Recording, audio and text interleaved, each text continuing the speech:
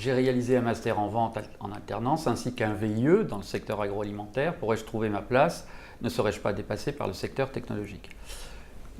Non, je reviens là-dessus. La question, c'est que là, il y a déjà deux critères qui sont importants que j'ai énumérés tout à l'heure. VIE, ça veut dire étranger, donc la connaissance d'un certain type de marché. Et agroalimentaire, c'est la connaissance d'un secteur. Mais pourtant, c'est un master en vente, c'est pas un ingénieur. Ce n'est pas grave. C'est pas grave. Le problème, c'est il fera partie des 5% d'autres.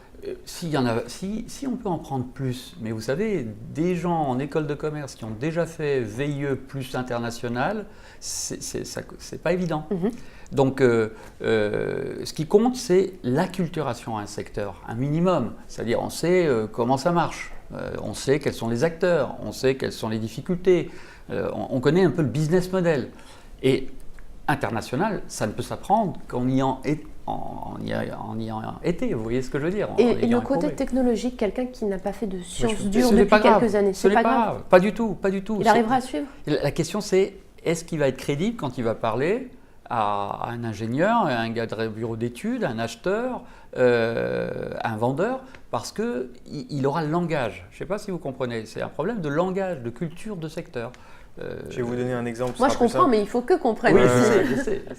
On avait dans chacun de nos groupes, les groupes sont décidés, je ne sais pas par qui ils sont décidés, mais ils ne sont pas décidés par nous, en tout cas pas à l'EM. Par vous, par moi, bien sûr. et les plus hétérogènes possibles. Voilà, les plus hétérogènes possibles, des cultures différentes au possible et des backgrounds différents. Donc dans chaque groupe, je pense qu'il y avait quelqu'un qui avait fait une école de commerce. C'est ça. Okay. C'était toujours la même chose. Et en général, au début, ils étaient vachement surpris parce qu'ils disaient « Oh là là, mais pourquoi est-ce qu'ils mettent autant de chiffres partout ?»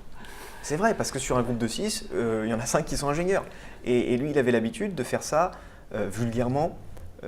Ils le disent eux-mêmes, hein, plus au feeling, ce qui n'est pas une mauvaise chose. Parce que du coup, ils nous apprennent à faire ça plus au feeling. On leur apprend à faire ça de manière plus carrée parce qu'à la fin, quand votre patron, quand le CEO ou n'importe quoi vous dit « Mais il sort 12 chiffres. » Ah mais ouais. Ou « Montre-moi le vrai chiffre. » Si vous l'avez fait au feeling, vous allez avoir des trous dans l'argumentation. Ouais, exactement.